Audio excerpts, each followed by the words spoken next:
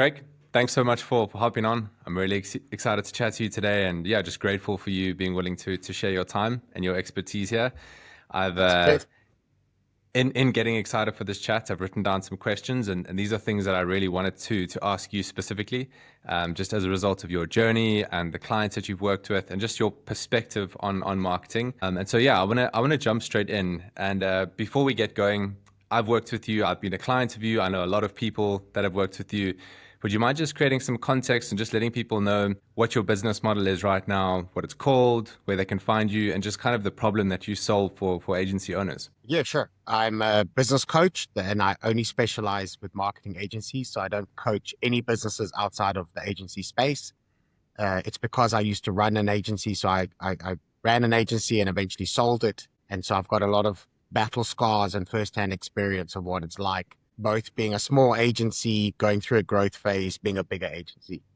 The problem that I solve is, for the most part, a lot of agency owners have an incredible wealth of experience in the skill sets that they sell. So they could be designers or videographers or, creative ad guys. And there's a lack of almost general business knowledge and an understanding of how business works and growth and that kind of stuff. And so their expertise in their area is what makes them brilliant at what they do. And then they bring me in, and then my expertise and my kind of experience on more the business side and, revenue growth, profitability, um, all of that kind of stuff. That's where I come in, and I kind of generally it's around helping them either solve delicate problems or kickstart growth and drive profitability. I want to ask you about your approach to communication in general. So we'll go into more depth in terms of your marketing stack and what's working and feedback that you're getting. But before we go into detail, what is your approach when it comes to communicating in general, both as a founder and as a leader within a business? How do you think about it? What have you learned? What makes your communication effective? I'd love to hear your thoughts on that. Yeah, I think it's such a widely used concept, which is communication, and I just don't think it's understood as well as it should be. Most people assume communication is publishing, and publishing is simply putting words and text and putting content out there for the world. And I think if you look at comms as a two, it's kind of a double opt-in. I have to communicate, which is share words, knowledge, whatever it is, but communication doesn't complete until the other person has consumed it and understood and been able to respond to it and that kind of thing. And so my approach to communication has always been focused on going, how do I create content that resonates and connects with people, but in a way that they understand it, that they can consume it, that it can be helpful to them, they can go and put it into action. And that's my focus. I went through a phase when I was younger about being like the grammar Nazi, like it's got to be right. Okay. And I've actually softened as I've gotten older, which is the reverse. I've become a lot softer. I'm less concerned about spelling and, you can make up words. I don't care. Do whatever you need to do to ensure that the person you're trying to communicate with gets the message. And if they truly get it and they understand, then you've been successful. Like, in my mind, I think that's the key to communication. Just on that, having worked with you, having chatted to you over the past, I would say you have quite a direct style of communication. Would you mind just sharing why that's been effective for you as well? Just saying what you think, no BS, just being direct. Tell me why that works for you and why you've adopted that. It hasn't always been like that. I was cursed with the personality profile of a person who desperately needed to be liked. All the way through my childhood and stuff. And when I was building a business, it was subconscious, but I was more concerned with being liked than being effective in my role. And the idea that someone didn't like me was terrifying. But I realized that when your focus is on being liked, you tend to be overly concerned about how a person receives a piece of information. And that tends to deprioritize or tends to bastardize your ability to deliver the information. As I got older and as the business grew and became more important, I realized from a maturity level and from a responsibility level, I had to deprioritize being liked and had to prioritize effective communication. And I do believe that this is not an excuse to be mean or cruel, but I am primarily responsible for delivering information in the most effective and the clearest and most understandable way. I have to deprioritize whether that might offend someone or whether that, you can't be overly concerned with someone's sensitivities because it often then changes and limits your ability to deliver information. So I kind of went by the rule of I'd rather and once you know, we can deal with how you feel about it and how you respond to it, etc. But you have to know. And so, I remember, like my business partner, Mike, Stopforth, we used to do these reviews where the employees would review us. And the thing that people complained, the biggest complaint about me was also my biggest compliment. And it was always, you're going to know where you stand with Craig. Like he'll always be direct. He's going to tell you in as fewer words as possible. Some people saw that as an issue and they were like, oh, because he's direct and it's mean and it's, and other people saw it as a compliment. They were like, well, at least you know, and you get to deal with how you feel about it later. And in my coaching, I apply that. Again, it's not to say that I'm mean or cruel, but I'm going to rather tell you. I'd rather be direct and then we deal with it in a direct manner. And I think there's a level of maturity that should be expected from people when you're communicating, especially in a corporate workspace. Like once you're out of school, once you're in the corporate world, I should expect you to be able to receive information, if that makes sense. Painting myself out to be a meanie here. I want to ask you about your marketing stack. So that sounds like something a developer would say or a tech person. I don't want it to sound fancier than what it is. But what I mean by that is, what are sort of the layers or the systems that you have in place, even if they're not, perfectly methodically thought out, but how are you taking people from being strangers, or perhaps they've heard of you once or twice? How are you building trust and awareness and getting them into your sort of marketing orbit, getting them onto your website, engaging with them further, and eventually converting them into a paying client? And I want to go deep on this. And I think what's unique about your business is that you're not doing extremely high volume because of the nature of your business model. So you're doing lower volume, but high quality. So the people you're selling to are not easy people to get in touch with. These are CEOs, founders, agency owners. So with your business model, it really is built around trust, people knowing that they can come to you to solve these complex problems. So that's the value that I want to pull from this when I ask you about your marketing stack and how you approach bringing people in from strangers into customers. And I will just say, like, I am one of those people, so I can ask you all the right questions here. Cool. Yeah, I was going to say, like, the term, marketing stack makes it sound super fancy, and then I realized that my way of doing it is really basic, but I like basic, and I think I've got the priority of things right. I want to answer it in two ways because you are correct. I don't take on a lot of customers, so I'm not trying to communicate with the world, right? I'm trying to communicate very specifically with certain people. And but as I say that, in the last month or so, I launched my Escaping Small course, which is scalable. I could have 100 agencies doing it at the same time, and it doesn't change my input. And the marketing approach that we're adopting for that is very much or is more of a mass market. But let me talk about the private coaching more, because that's where I think it's interesting. The stack essentially is that LinkedIn is the central kind of community collection point, and it, for the most part, every customer that I win, I can trace back to one of two things. They either found me on LinkedIn or they were recommended to me. And often it's the same thing, as in it's a LinkedIn recommendation. You hit the nail on the head. I don't sell coaching services. I sell trust. It's what I tell all my agency owners and my agency clients as well. I go, like, you're predominantly selling trust. You think you're selling video marketing services or design or influencer marketing, but you're actually selling trust. The decision will be made around whether they believe that you can deliver the work for them in a manner that achieves results. As a coach, the single biggest determinant of trust is, do other people trust you? My core tenets of my communication strategy sit on kind of two big pillars. The first pillar is that I will only ever, all my communication is focused on talking to one person. I don't create mass communication. All of my writing is as personal and specific as possible. And so if you and I are having a conversation and something comes up that triggers the idea for a LinkedIn post or something, and if you're the person that I saw really responded to it, I'm going to write it for you and you alone. as in I will actually start that post and go like, hey, Gidyon, and then I go straight into it. I'm like, this thing that we discussed, etc. And I'm going to write it as though like, you're the only person who'll ever consume it. And this concept of audience of one, I think is just, it is fundamental. It is it is like the bedrock of effective communication. People consume content on their own. They don't consume it like you're not at a concert reading your LinkedIn with 10,000 other people. And so you have to write it to the person. So every piece of content that I write, I know exactly who I'm writing it to. Some days it'll be you. Some days it'll be, a brand new startup agency. Some days it'll be a big agency boss. But I don't need everyone to love each piece of communication. I need you and every person exactly like you to love that post. So if I write it to you, they'll get it.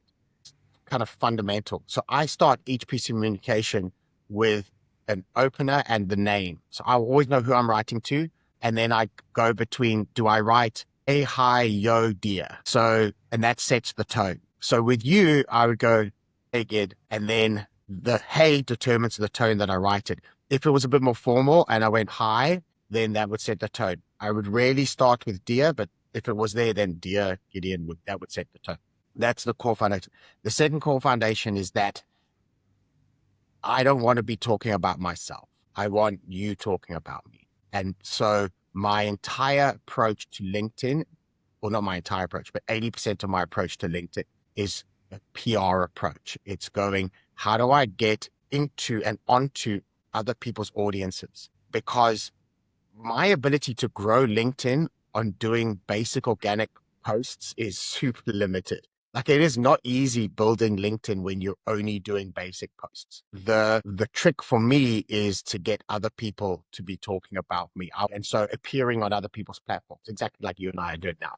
It's the ability to reach new audiences. And if this resonates with anyone and someone goes, oh, wow, like, I loved what that guy had to say, they can then come follow me on LinkedIn. And then that starts the journey. At a certain point, I will produce a piece of content that triggers them into action and they turn around and go, okay, fantastic, I'm keen. The rest of the stack is painfully basic and manual. I use Google Sheets, so basically a spreadsheet to track and manage all of all of the people that I'm speaking to, all of the leads, all of the opportunities that I have is all tracked via a spreadsheet. I do want to say that that switch that you mentioned between speaking to everyone versus speaking to one person, I just want to emphasize that that is something that we've always advised clients to do, and it's such good advice. And it's as simple as starting a post saying, "Hey guys, hey everyone, hey LinkedIn," or starting off a video like that saying, "This is for all of you." Don't do that. Like on the receiving end of that, it sounds horrible because it's not personal and it doesn't address me directly. So I think I just want to emphasize that that's a great point, and that is something we've always advised clients to do. So it's good to hear you also bringing that up. Okay, so let's dive in. You mentioned Google Sheets. Yeah, go ahead. Oh, yeah. No. I was just going to say, in certain circumstances, it's actually okay, but like then you have to be actually speaking to a group of people. If I stand up Yeah, at a conference to give a talk to 1,000 people, I get to go, hi guys. exactly. But for the most part, if a person is consuming a piece of content as an individual in as themselves, then you address it to them and write it for them as much as possible. Exactly, because that's the way that it's perceived whether they're in their car listening to a podcast or they're reading an email, or they're thinking about themselves and their reality. And if you can meet them right where they are, it really does build that connection of them feeling like they know you, that they can trust you. And I will just say, I mean, that was my personal experience. So maybe this is going to be valuable to people who are listening to this. So my experience of becoming a client with you was, I knew Mike Stopforth through someone else that I'd met, so there was personal networks there. Somewhere along the line, I'd seen Mike Stopforth share something on LinkedIn or Instagram potentially, and your name popped up. And from that point, it actually came up again through another entrepreneur that I knew up in Joburg. And then I think at that point, I'd sort of followed you or connected with you on LinkedIn. But the precursor to that was saying, this is someone worth following. This is someone credible. This is someone I can learn from specifically. So that was the first layer. Then following your LinkedIn content, I saw other people that I knew engaging with it, other agency owners, other people that I'd reached out to. So that further built the trust. But this was a long process. This is months in the making. And then I saw there was a post. I remember clearly I was at the office in Innovation City in Cape Town, and I read this post that you'd written where you basically just explained that if your business is built on referrals, you might think that's a great thing, but here's why it isn't. And it was quite a strong post. It was directed to me. It wasn't, a hey guys type of post. And I just remember the timing was just perfect. I'd been reading this. I'd always thought that, this is such a great thing that we've grown off word of mouth, and I haven't even had to advertise. But the reality is when I read that post, it hit a nerve. With me and with other people I can imagine. And from that post, I sort of mentally decided, cool, it's happening, whether it's right now or in a couple of weeks or months, I'm going to work with Craig. And that's what happened. I ended up visiting your website, but I'd already made the decision to work with you. So the actual conversion on your site, whether it was I had to WhatsApp you or phone you or fill out a form, like the decision was done. It was going to happen, whether it was agency to exit or what we ended up doing, which is a bit of one-on-one coaching. Like I knew that you were someone worth learning from. And I just think that's quite an interesting, if we just unpack that journey and just try and get your perspective on it and see how we can help others replicate that in their businesses. I would love to get your feedback on that. Cool. So, I mean, I love that post is the thing that pushed you over the line, but it is just that. It was a single LinkedIn post that took you from 99% to 100%, right? And I think a lot of people get that wrong. A lot of people think that they can write LinkedIn posts to go from 0 to 100, and it doesn't. The amount of work that I had to do, or the amount of validation, verification, building, referrals, etc., that had to take place in my absence in order to get you to the point where you just needed convincing. And we've got to be, and I want to be very deliberate about this, because a lot of people think that it's easy. A lot of people go, if you just write a LinkedIn post every day in 3 years, I see people going, oh, I'm following this person's model, which is post every day. And I'm going, guys, I'm not saying that's wrong. What I'm saying is you're focusing on the final 10% of a very long journey. And that journey you have to try and, as much as you're not present in those spaces, you have to try and participate as much as possible. You have to try and facilitate and enable and make it happen, and that kind of thing. You've got to do everything you can, even though you're not involved, to get people to the 90%. And I believe, just if I speak exclusively around my coaching, and I know that it applies to agencies, it has a lot to do with this kind of building of trust. If we were talking brands, I'd be going, oh, it's your brand, it's top of mind, etc. But for us, it's trust building. It's enough people saying, this is the person to speak to. This person is amazing. They did really well, and that kind of thing. So now the conversation becomes, well, if you're not there, if you're not present in those situations, how can you even consider having an effect in that space? And I take it very seriously, very deliberately. And it's the same thing. I want to appear, even appearing on your podcast, appearing on the stage, showing up in the media, having people mention you across any platform is a verification, validation, building of trust. Every client that I work with, if I believe that they're receiving value, I will try and time my request at the peak of their value and go, hey, like, if you're enjoying working with me, I would love you to write a LinkedIn post. Now, I'm very specific with this, and this links back to me being told that I'm direct. What we said earlier, like, I'm not gonna beat around the bush. I will say to you, hey, like, I'm gonna give you a big ask, and you can say no, and if you do it, it's great. And if you don't do it, like, it doesn't change our relationship. But I will say straight, my entire business model depends on referrals and recommendations. It's difficult for me to win customers without having that, without having built the trust. And so if you got value out of this, please write a LinkedIn post about me, like a first person. If you go and recommend me on LinkedIn, like, that's cool, but I don't want it on my page per se. I want you writing to your audience, to the people who follow you, and saying, hey, I've worked with Craig. It's been phenomenal. Best thing. If you are stuck, get in contact. The value and power of that is almost immeasurable, because when enough people are saying it, you become the default, you become the de facto in that space.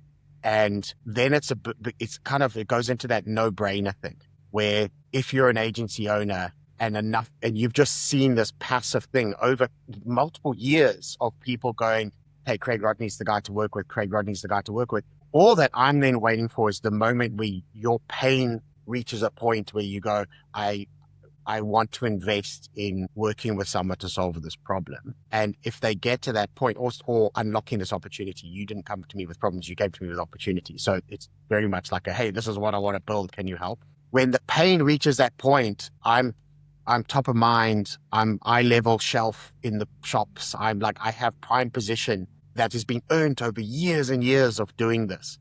And then it's just, how do you close that? How do you get that last 10%? And it could be a LinkedIn post. It could be a 30-minute call where I say something. Maybe you don't even need it. I get most of my clients just mail me and go, hey, when do you have capacity? I need help.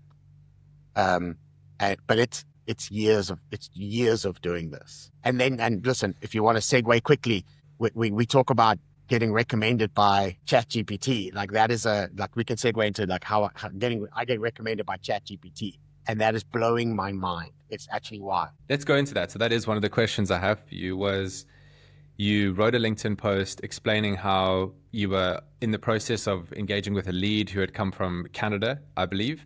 And the way Yes, that yeah. they had found about you was not the way that I had, through people that you know in a close network. It was actually they had gone onto OpenAI and searched agency coaching or best agency coaching services or service providers.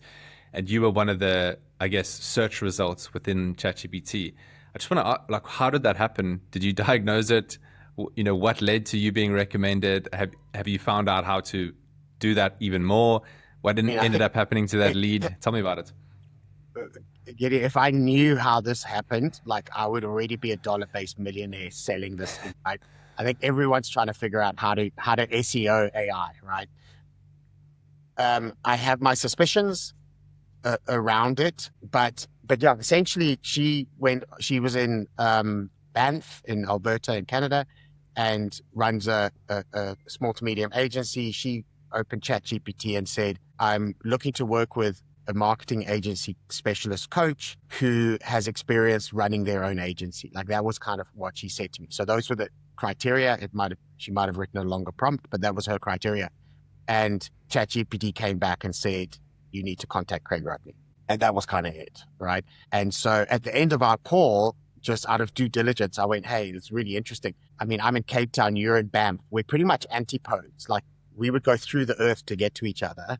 Um, how did you find me? And she said, oh no, she asked ChatGPT. And I found that absolutely fascinating. I mean, I was quite floored by it.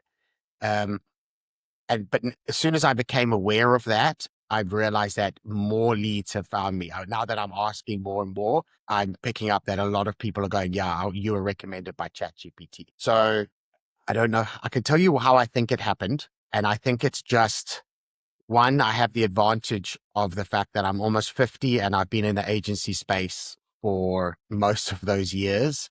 And so my name from a, even just from an SEO point of view, my name's been associated with agencies for a very long period of time. So my verification checks out. If you Google search me and you go, oh, Craig Rodney, like it's there that, oh, I ran an agency, did this, did that, etc. I've been positioning myself as an agency coach for 7 years now. And so I have a lot of kind of water under the bridge as far as that positioning is concerned, which I think is great. But the thing I think that cracked it, the one that I suspect is the most important is the number of people who write onto their LinkedIn, you should work with Craig Rodney. And that is going back 7 years of deliberately asking people to write nice things about me, not being passive. I'm not waiting for you to be nice. I'm not waiting for you to write a LinkedIn post. I will ask you, it's important. I'll say, it's important. This is how my business grows. If you enjoyed working with me and if you don't mind, please write a LinkedIn post about me, recommending that people contact me. And we're not talking extreme numbers here. We're not talking hundreds, but if I've had 40 LinkedIn posts, if I've had 40 clients recommend me like that, that's probably about the number. And I think that has a massive influence over recommendation, over the, AI recommending me. So people who want to know then, Craig, so how do I get the same results and get pushed by ChatGPT? It's easy. Just get 7 years worth of referrals and trust building and then you'll be there. But that's not how we Yeah. approach marketing, is it? We have sales targets, and we just assume that we can create demand and get people to buy things from us, which I do think that you can put a lot of energy to create opportunities. But it depends on your business model, and that's what I want to ask you about as well. Is just you and I both rely on a lot of trust, and it takes time for someone to actually, first of all, really need what it is that you're selling, but also for them to build up enough trust and see you in enough channels and associate you with enough other brands and people for them to actually reach out. So I wanted to ask you about that and just about creating that demand, and then just your perspective shift in terms of timing, just being more patient with allowing people to get to know you. And even if that means it's going to take 6 months before they become a client, you have to continuously keep building out that brand and being consistent, because then your pipeline fills up and you benefit from all the previous years and months that you've been putting into that. So I want to get your feedback on that. So, I mean, you said 6 months. I think that, I mean, 6 months would be rapid in my world, right? Like, you got to slow it down. You said it spot on, right? You can't blunt force trust. You can't blunt force, you can blunt force the sales of products, you just based on benefits alone, and does the person need this new bottle opener or whatever it is, it's a lot easier to kind of blunt force products, but the trust, because we're selling, you and I both sell trust. It's ideas, it's creativity, and no one's going to make massive changes in their business based on my recommendations unless they trust me. And so I'll tell you a story. Last year, beginning of last year, probably 14 months ago, I was invited to go speak at a conference in London, and it was for independent agency owners. And I'm like, this is my sweet spot. These are my guys. Obviously, as a South African, I want to win clients all around the world. So I've got clients in over 20 different countries, which is still it's a cool brag, but it's mind blowing to me, but it's amazing. So I'm looking like, cool, how do I win more and more international clients? And I thought showing up at this conference will be great. And I went there with the belief that going, you know what, my talk's great. I'm hosting a workshop. I'm going to be there 3 days. I'm going to meet everyone. I'm going to leave there with at least 2 new clients. That was my minimum expectation. I left with none. Like nothing. I didn't even leave with a lead, right? People weren't that interested. They were like, hey, nice to meet you, and that was cool.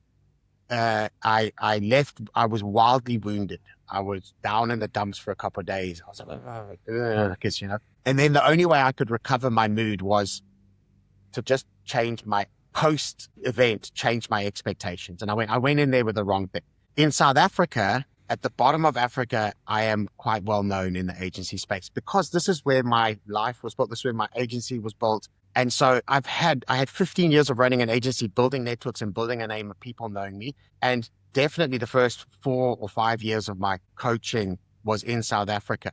And so let's call it 20 years of building a name and developing at least a base level of trust in the industry.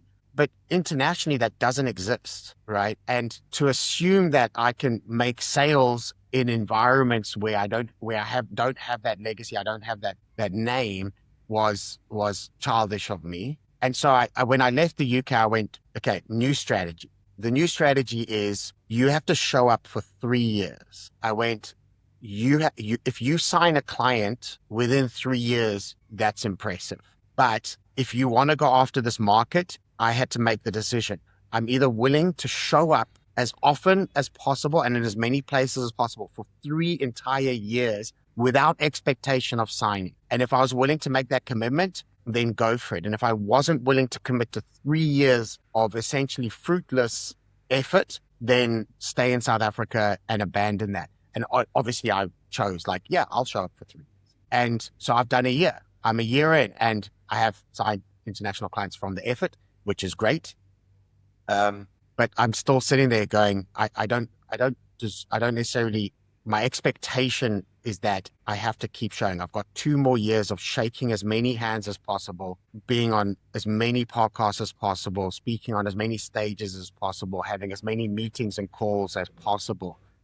And that's my strategy. And if I get any sales out of it, it's kind of like great. But after 3 years, that's when I can start going, okay, now I think at least at the very least expect results. I've got clients in Australia who wrote a recommendation post about me.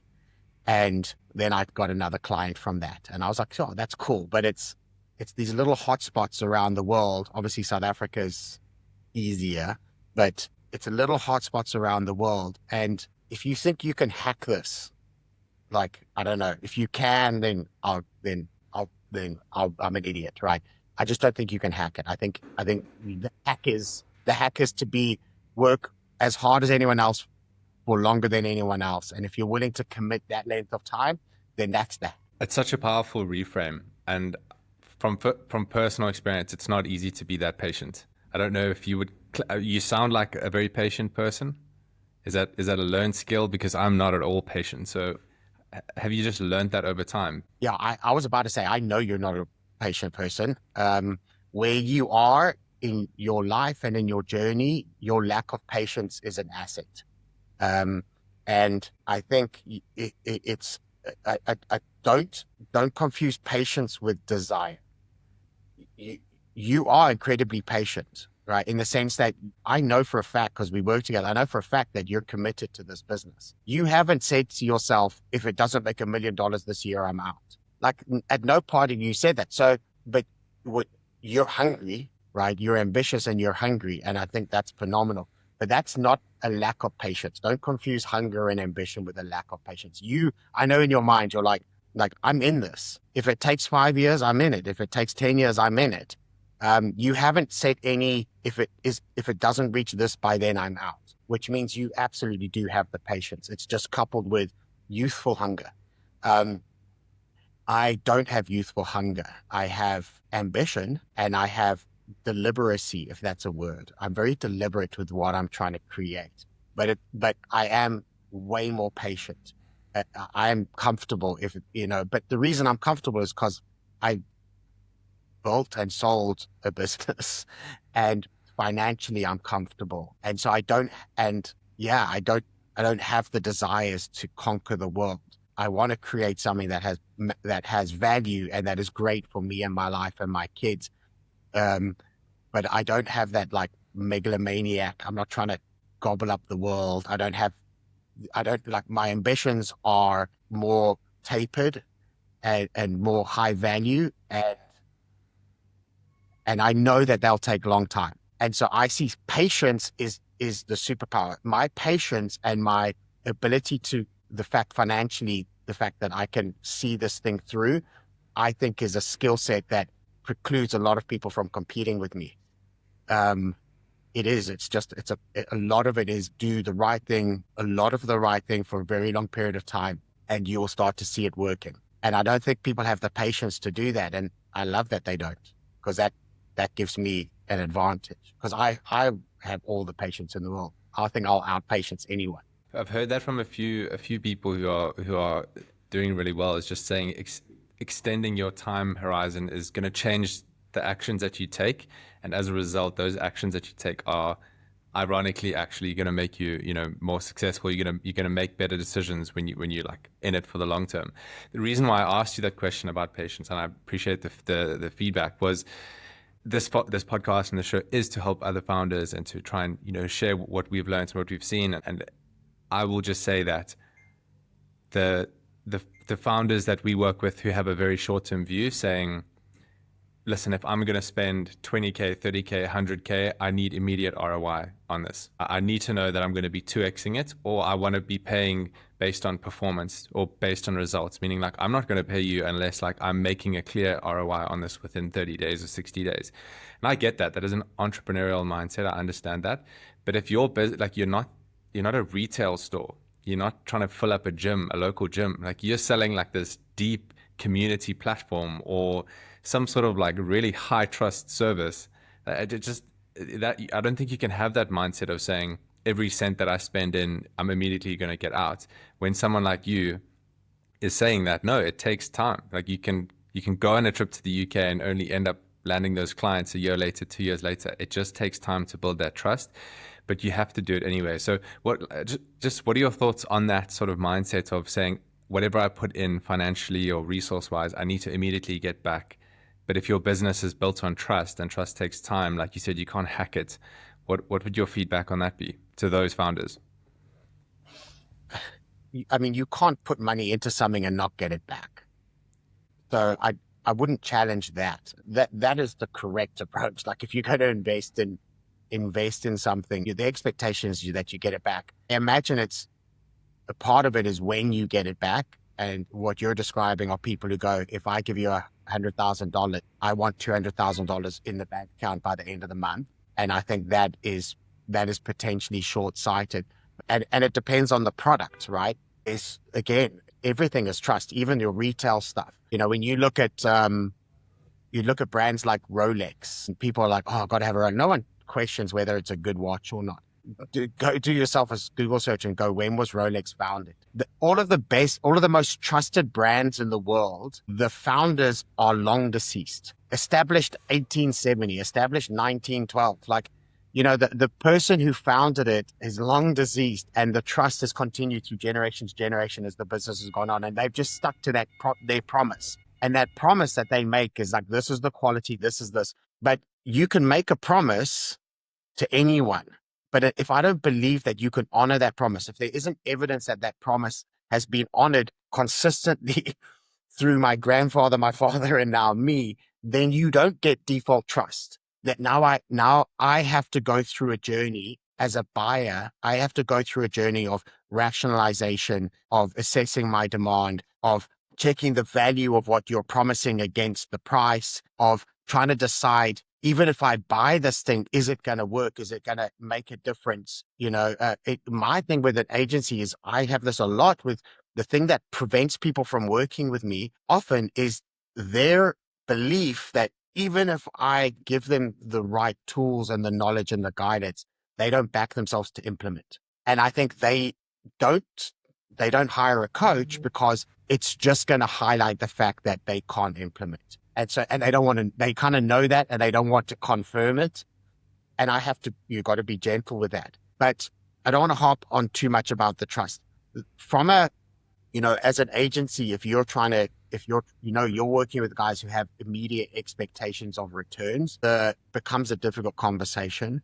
And you potentially say to them that their money would be better spent elsewhere if you don't believe that the returns are going to come straight in. But there is this mindset, like the entire mindset in the world is around quick returns, quick results. And you spend enough time on TikTok and Instagram watching videos of people who came up with a cool candle company idea. And then they have a video of all the order slips printing out, and everyone expects that to be the way that the world works. And as a rule, it isn't. That's the exception. And you can't work on exceptions. So, my first agency was a PR company, and PR from a marketing discipline is like the furthest thing from sales. It is ultimately, it's just like long-term building of trust and reputation. And if I got a founder who went, oh, I want to invest in PR, but you need to show me sales, I would go like, mate, thank you. Like then, but no, that's not Yeah. me. So you kind of have to step out of it. But if you like me with a PR, as a PR person, that person would change their mind, but not based on anything you say. They would change their mind based on what other people say, though. If you say to them, you need to be patient, you're doing it the wrong way, whatever it is, if you say that, they're gonna be like, no, this guy's covering his ass. It sounds like it doesn't work. But if another founder who was successful told this person, your approach is wrong, you do actually need to be patient. You need to spend this money, maybe spend less. If you're worried about not getting returns, just spend less. But this isn't an instant return. You've got to do all these other things. They would listen to a peer. They would listen to someone who's done it before. They would definitely listen to an industry leader, someone who they trust, but they're not going to listen to you. Until you're bald and gray like me, then maybe. But I think you're always going to struggle with people who want the quickest results in the world. And if you can't deliver it, they think there's something wrong with you. No one ever takes responsibility and goes, yeah, we haven't done the hard work of building our brand and reputation to the point where conversion is easy. You can't change that. You just got to suffer that pain. We spoke about your marketing stack you shared that LinkedIn was your core pillar around which your trust and reputation is built, or at least it is a core pillar in your marketing mix, your stack. You mentioned we spoke about one of the posts that actually turned me into a client. I want to ask you about your communication style on LinkedIn. So, and I encourage anyone to go and actually go and look at your profile and see the content that's been engaged with, and just go and learn from you on how you approach LinkedIn. Got a good mix of storytelling, quite a few posts about your journey back with Mike Stopforth, frameworks, the post that I spoke about that turned me into a client, which was kind of highlighting a pain point and why it's a pain point. I wanted to ask you about two things with regard to your actual LinkedIn post. Number one is, how do you balance adding value versus selling? So you're also not scared to push your course and tell people when you've launched something, but not every post is that. You're also sharing a lot of frameworks and value. So how do you strike that balance, and what would your advice be on that? And the second part of that, also to do with your LinkedIn, is how do you use or leverage emotion? So highlighting a pain point, just explaining why that's a frustrating position to be in, and then what the relief is once you've solved that. Is that something you think about for those two points regarding your LinkedIn? Okay, so the first one, creating that balance is quite difficult. Like I'm not a big fan of writing the kind of the more salesy posts. I wrote one the other day. Hey guys, I've got one seat left on my agency to exit if anyone is keen. And it's far lower engagement, but I believe that I've earned the right to do that through the value, the quality of my content. And I wouldn't imagine anyone takes offense. I'm quite overt with the fact that I run a business and I'm trying to sell. So it's nothing to be ashamed of. So I don't mind doing that punt. I don't mind talking about when I launch things. Uh, I like to think that my community of people want me to succeed. It's filled with a lot of people that I've worked with in the past who like me. It's filled with a lot of clients who I've really helped, and they want to see me succeed as well. And so for the most part, when I'm posting, I believe that there would be more support than people trying to shoot me down. That's the one thing. The second thing is, and maybe it's arrogant, is like, screw you.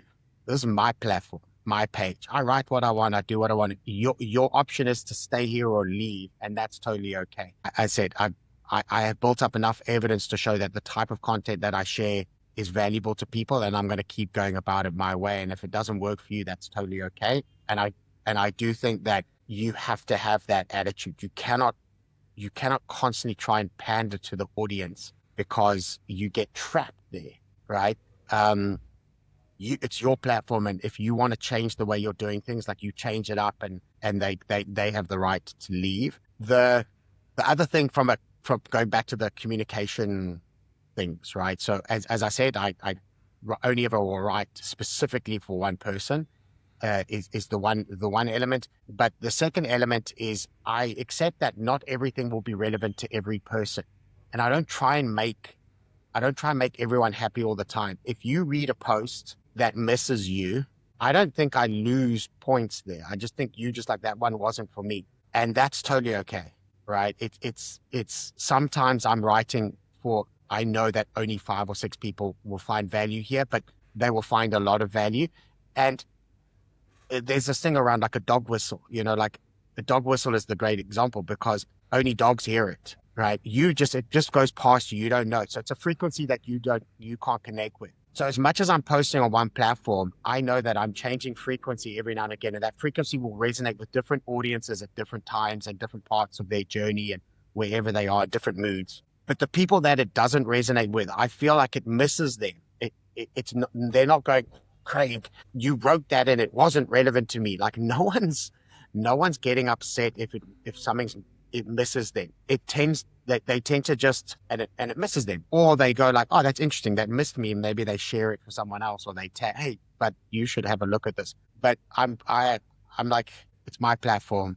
I change it up, I'll write, etc. And it's okay. Where I struggle most, just so people don't think I'm an expert at this, where I struggle most is doing it enough. I think everyone, like, actually writing enough and creating enough content. And I use AI a little bit, but for the most part, I want to write from my experience, and I want to write as close to my voice and that kind of stuff. So AI definitely helps me. I use it, it supports me. But when I write, that's me. I'm writing that. Like, no one can write the way I write. And so I'm happy with that. But where I struggle the most is what I give away and what I don't, because my business model is selling knowledge and selling IP. And so a lot of my focus is talking about problems and highlighting problems, but not giving the solutions. And within my world, I know that like working with you, like, agency owners, you guys are resilient, resourceful, you're smart people. It isn't often that I will say something to an agency owner that they didn't already kind of know. I'm not coming with a whole bank of new stuff that you're going, oh wow, like I never even like that it happens, but it's super rare. For the most part, it's how do I implement this? Like how do I make it work? Because I might have heard this or read this in an entrepreneurial book or something, but it's where the rubber hits the road. It's the implementation, it's the execution, it's the consequences of executing. It's going, cool, I get it. If I do this, but what happens afterwards? And what happens if the client leaves, or what happens if this, right? And so my LinkedIn approach is I feel like I have a broad range of things that I can talk about that everyone kind of is aware of, and I can give cool perspectives and that kind of stuff, but without it diminishing the value that I add as a coach, because my value isn't telling you stuff that you don't know. It's working with you to implement and make sure that the change is in the business. I struggle with that because sometimes people go like, yeah, but how? And I'm going like, without being too, you go like, I can teach you how, but that's where you've got to sign up for a course or become a customer, etc. Sometimes I feel like I'm cheating people because it's a tease. I'm always teasing talking about the problem and talking about the issue and having a high degree of empathy around it. But I do, as a business model, I can't go, here are the tools and here's this, because I would end up giving everything away. Totally understand that. And for what it's worth, this might be interesting just for the listener, but if I look at my own sort of customer journey of becoming a client, it wasn't that I knew that you would have valuable frameworks and things to share. I'd even heard some of them secondhand, like, valuing your time as stock on the shelf. I'd heard that through friends and other clients of yours. But it wasn't only that. It was actually, so much of it was in reading that LinkedIn post, the timing of needing exactly that thing that you were highlighting as a pain point. And as a customer thinking, jeepers, this person really understands, almost more so than what I even understand I'm going through. They understand this position. And just in doing that, I was like, the fact that Craig understands this frustrating point right now so much, also as a byproduct means he knows, he's been there, he knows how to get out of it, he's got the frameworks. I wasn't even really worried about what those frameworks were, but the fact that you were so clearly able to articulate the pain points was, I think there's something there. And as a founder listening to this, it's like that's what you and your marketing team should be spending time on, is just really understanding those pain points of your customers. Depends on your business model, but if you're selling something somewhat complex, it requires trust, is just really think like, what are they going through right now? What does that pain point look like? And then how can you show them consistently that you understand it, you've been in the same position, you know a way out of that? Because if you can put out content that's like that, it's going to hit, and people will come to you. They will just, as a result, they will trust that you have the IT or the software or the systems or the team to help them get out of that position. But this is a real key insight, in my opinion, and something to take home. I love how you said marketing team. It's me and my entire team. So I had a client in India that I worked with, and he wrote a LinkedIn post. But he didn't just write about me. He wrote about a variety of the kind of coaches and consultants that he's worked with over the years. And he spoke about the value that each offered. And I was like, that's great. Like I was included in esteemed company. The thing that pissed me off about the post is he said a large portion of Craig's coaching is based on his experience running an agency. Right. And he was like, it's like his ability to reference when it happened to him, and et cetera, et cetera. My initial read of it was that I'm not less that I'm a coach and more I'm just a guy with battle scars, right? And because I haven't read coaching books, I don't know the whatever model to coaching and et cetera. I am an agency guy. So my first read on it was like, oh, I sound like I'm an uneducated guy who just has battle scars and stuff like that. And I ended up telling it, saying to a friend, I was like, "Jeez, I don't know if that's a compliment." And he was like, "Dude, that is the biggest compliment," Yeah. because you do get phenomenal coaches out there who develop their skills by knowledge acquisition, by reading books and learning all the models and applying it over time.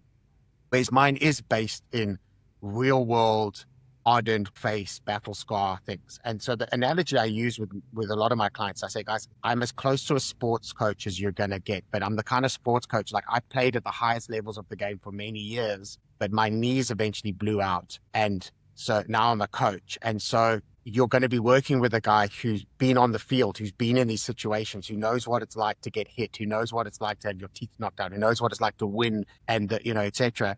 I'm not going to bring a lot of traditional coaching things that I've like learned from books, but it is all of my experience has been turned into the models and the tools and the frameworks that I coach with.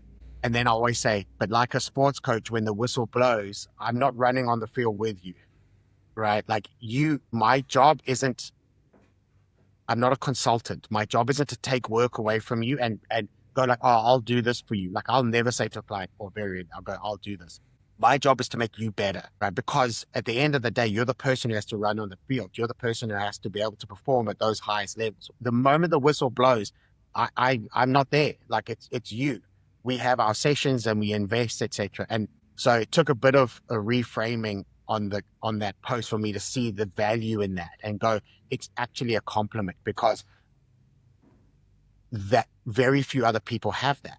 The other coaches, and there are a number of agency coaches, and I know a lot of them, and a lot of them are really good. Like I'm not dissing other coaches, but there's not many of the guys who can reference back to multiple points in their life where they fought these battles and got their butt kicked and all that kind of stuff.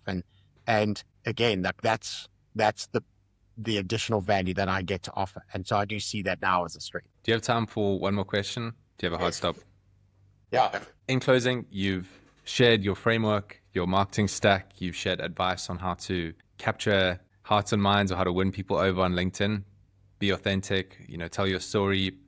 You've shared some of the pain points. You've explained why it's been so valuable asking for referrals and scaling that out and how that's even resulted in, some AI referrals, which I'm actually very excited about in future. What I want to ask you is, in knowing your journey now, I know that you have got some campaigns cooking in the back end where you're shooting video ads, you're launching things, you're doing a bit more of like an aggressive, if you don't mind me using that word, like an aggressive marketing approach here, as opposed to the referrals, which you'll keep building and keep stacking. I want to know what your approach is. If you wouldn't mind sharing just some of your approach or your strategy in terms of how are you creating video ads, where are they being distributed, like how do you see that playing out high level as sort of the next step on top of the strong word of mouth business? So it's actually it's been brought about by a new product. So I built a new product called Escaping Small, which is an online course, and it's what we call a self-drive. So you go to the website, you pay on your credit card, so you get access to the course. You do the course on your own. It's kind of guided and stuff like that. And it's actually done really well, if I say so myself. So it is a really, really cool course. But I'm not delivering the private coaching. You're watching the videos, you're consuming the content, you're completing the exercises, downloading the tools, all that kind of stuff. So it's a super high value course, but I designed it to be able to scale my coaching. And it's specifically for small agencies because small agencies all tend to have not very similar. They have the same problems. Like any country, anywhere in the world, these small agencies, they have the same problems. They get stuck for the same reasons. And instead of trying to solve that through private coaching, I was like, I can actually build this and deliver it as a product. So now I'm selling a product and the approach is slightly different. It still needs trust. It still needs all that kind of stuff, but it's not hand to hand combat anymore. It's now it's more mass marketing. And so I have the product is incredible, but I have low expectations and low demands on the marketing because I'm not like one of your clients. Like I've said to the agency, like, I don't know if it'll work, but I sold the first 20 seats and that raised the capital to be able to invest in the marketing. And I've said to the agency, you've got to sell the next 20.